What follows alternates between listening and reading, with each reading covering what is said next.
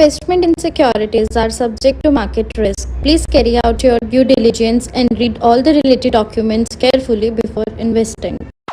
Channel को subscribe करना ना भूलें और हमारे ताज़ा वीडियो सबसे पहले देखने के लिए बेल आइकन को दबाएं। देखो, मैं आपसे एक बात कर रहा था क्लास में, मैंने ये चीज़ पहले डिस्कस कर ली थी क्लास में कि आने वाले टाइम में ना स्किल डेवलप करो। सर देखो, आज के टाइम पे आप ये समझ लो कि दुनिया में ना इतने फास्ट मूविंग चेंज होने वाले हैं ना, जो आपका दिमाग खराब कर सकते हैं, है ना। मेरा तो हो चुका है। अब आप अगर कहते हैं ना, ज्यादा पढ़ा लिखा होना भी ना कर्स है, क्योंकि आपका ना, आपको चारों तरफ से सोचना आ जाता है ना, तो आप वो सोच लेते हैं जो कोई सोच नहीं पाता और आप परेशान होते हैं। अच्छा, तो मैं ये कह रहा था कि आपको क्या लगता है 5 साल में हमारे दुनिया में क्या चेंज होगा। देखो, स्टॉक मार्केट का फ्यूचर देखना है ना, तो दुनिया का फ्यूचर देख लो, तब पता चलेगा आने वाले 5 सालों में क्या होगा। देखो, एआई जो है ना, आपकी किचन तक पहुंच जाएगा। वैसे तो पहुंच गया है अभी भी, पर वो रोबोट फॉर्म में पहुंचेगा। अभी क्या है ना, अभी अप्लायंसेज आते हैं आपके पास, फूड अप्लायंसेज आते हैं, उसमें चीजें डालो। हाँ, रियलिस्टिक नहीं है। मेरा कर्सर जहां पर रखा है, आप लोग सब नजर डालिएगा और यहां पर मैं मार्क करूंगा आपके लिए, ताकि आप लोग अच्छे से समझ पाए। अब ध्यान से एक बार नजर डालिए, यहां से ये पॉइंट, यहां से ये पॉइंट, यहां से ये पॉइंट, यहां से फिर ये पॉइंट और यहां से अब ये पॉइंट। देखो मिल रहा है। अब ये सारे के सारों को अगर मैं स्ट्रेट लाइन में ड्रॉ कर दूं, जो कि मुझे यहां से करना है, तो ये क्या बन गया? ये बन गया है रेजिस्टेंस अभी के लिए, राइट।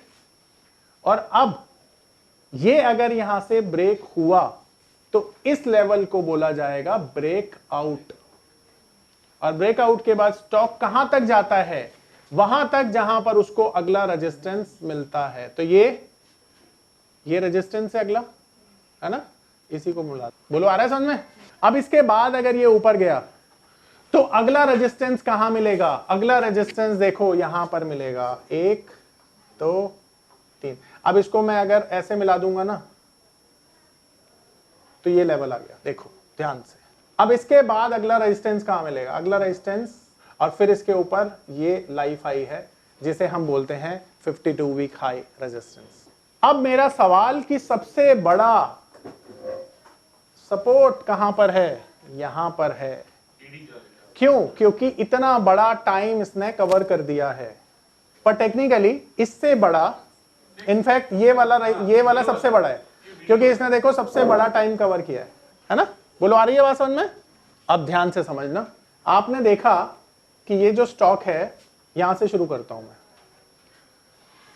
ये यहां से ऊपर जाता है, इस पॉइंट पे ब्रेकआउट लेता है, और ब्रेकआउट के बाद ये यहां पर जाता है, यहां पर ये रेजिस्टेंस फेस करता है, और यहां से नीचे आता है। नीचे आने के बाद फिर से सेम जोन पे आता है, रेजिस्टेंस फेस करता है, नीचे जाता है, फिर यहां पे आता है, रेजिस्टेंस फेस करता है, नीचे आता है। नमस्कार दोस्तों, क्या आप स्टॉक मार्केट में शुरुआत करने का सोच रहे हैं और क्या आपको यह समझ में नहीं आ रहा है कि आपकी शुरुआत कहां से होनी चाहिए?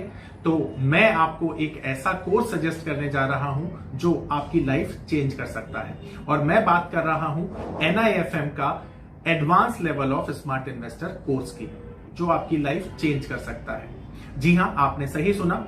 NIFM आपके लिए लेके आया है एक ऐसा शानदार कोर्स जो आपको बताएगा कि किस तरह से आप स्टॉक मार्केट में सक्सेसफुली पैसा कमा सकते हैं। और ये कोर्स है advance level of smart investor. Advance level of smart investor course आपको हर छोटी से छोटी और बड़ी से बड़ी मार्केट की बारीकियों के बारे में जानकारी देता है, और ये सभी जानकारियां आपको इस मार्केट में पैसा कमाने में बहुत ज्यादा मददगार साबित होती हैं। तो इस कोर्स को करने के बाद आप मार्केट में सक्सेसफुल ट्रेडर और सक्सेसफुल इन्वेस्टर बन सकते हैं। देन चौथी बार में ब्रेकआउट ले लेता है और फिर ये ऊपर जाता है, तो ये ब्रेकआउट पॉइंट हो गया, और फिर यहां पर रेजिस्टेंस फेस करता है और यहां से फिर नीचे आता है, और सेम जहां पर ये सपोर्ट था, यानी पहला जो रेजिस्टेंस था, ये अब सपोर्ट का काम करता है।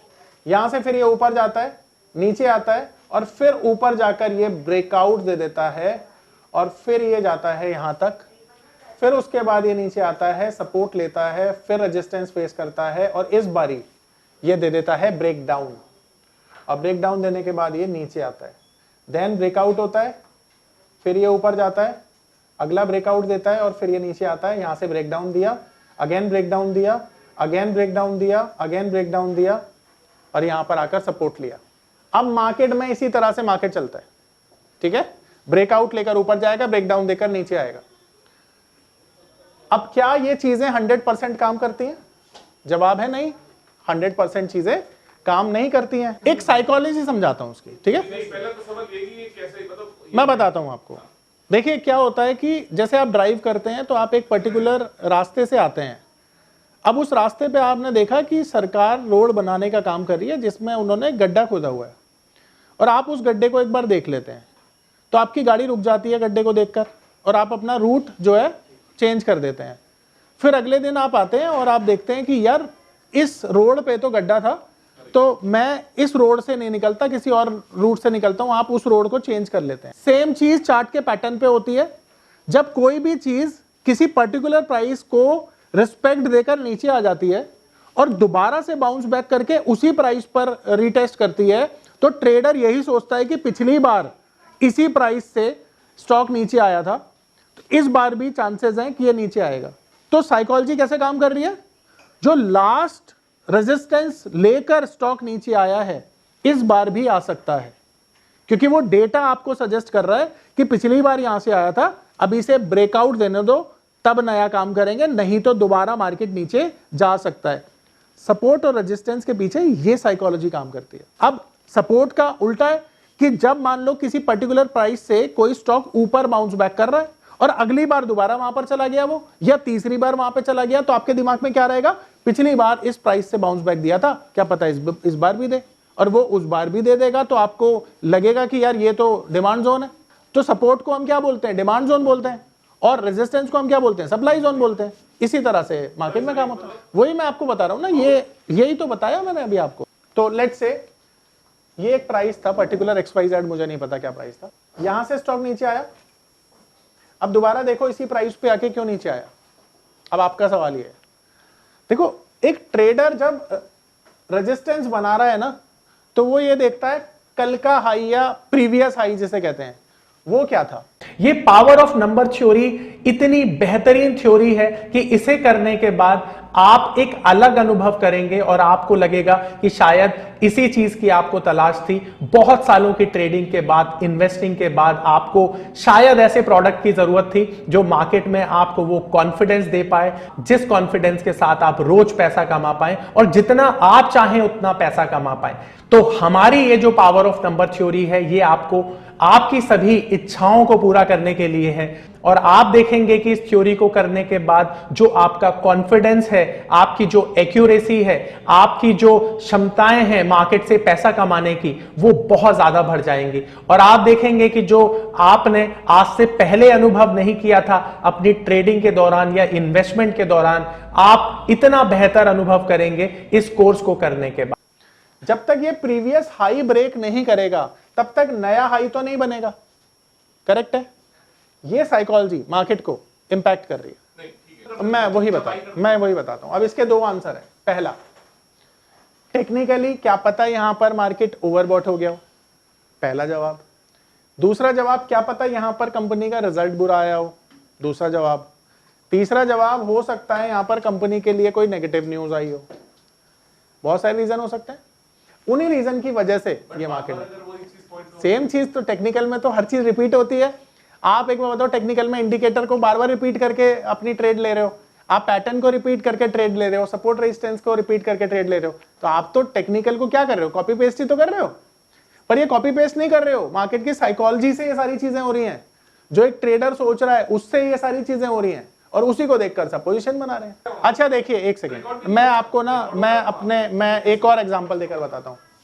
मान लेते हैं 100 में से 100 नंबर तो किसी के नहीं आते हैं, मतलब आजकल आते हैं, पर नॉर्मली लाना बड़ा मुश्किल होता है। पहले देखो जब हम पढ़ रहे थे तब तो नहीं आते थे। अब यहां पर मान लो 99 नंबर तो बहुत ज्यादा हो गए ना। अब ये ना बेंचमार्क सेट कर दिया किसी स्टूडेंट ने कि भाई 99% मार्क्स आ गए, तो उसके पेरेंट्स क्या बोलेंगे? बेटा 99 तो उसके आए थे, आपको तो 100 ही लाने हैं, है ना। अब ये क्या हो गया? ये रेजिस्टेंस हो गया बच्चे के दिमाग में कि मैं तब तक कामयाब नहीं माना जाऊंगा जब तक कि मैं 100 नहीं लाता, है ना। अब 100 आ गए तो आप जीत गए, 99 आ गए तो भी आप हार गए। सेम वे ये जो लेवल है, मान लेते हैं 100 रुपए का लेवल है ये, जब तक इसके ऊपर मार्केट नहीं चलेगा ना, नए बायर मार्केट में नहीं आएंगे, ये सोच के कि भाई अभी तो इस लेवल पे खरीदना मतलब हारना है। और अगर 101 हो गया तो इसका मतलब है मार्केट में नई होप जाग गई कि भाई रिकॉर्ड टूट गया और फिर यहां पर नए बायर आएंगे। तो रेजिस्टेंस के ऊपर बाइंग के लिए ये साइकोलॉजी काम करती है। हाँ, फिर बायर आ जाते हैं क्योंकि रिकॉर्ड टूट गया ना, नई बाइंग आ जाएगी, नई मनी आ जाएगी मार्केट में, ऐसे काम चलता है। मैं अभी बताता हूं सर, ठीक है? यहां तक क्लियर है सबको?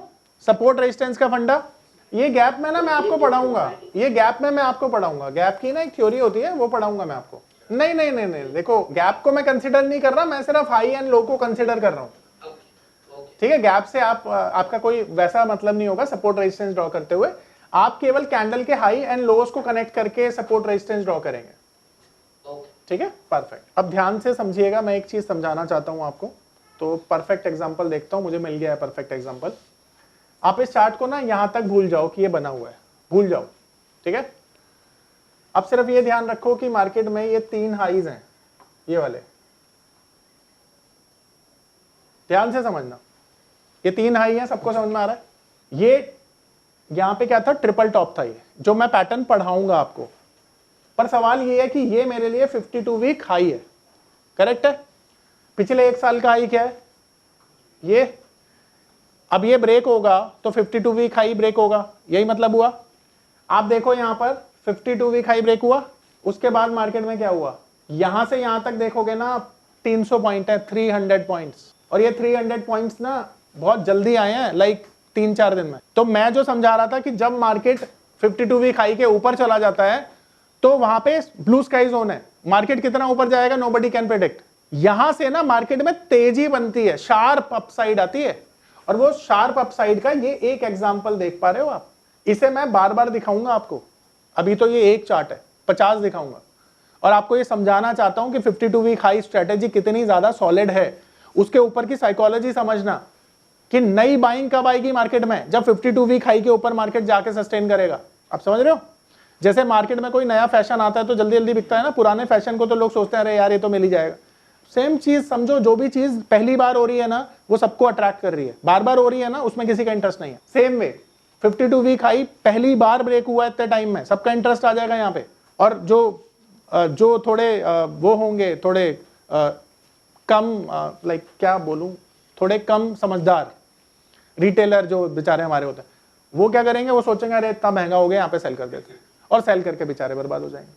तो साइकोलॉजी समझो मार्केट की, तब आप बड़ा पैसा बनाते हो। सबको क्लियर है? एक और दिखाता हूं। अच्छा, ये 52 वीक हाई जो है ये टाइम वाइज रेजिस्टेंस है,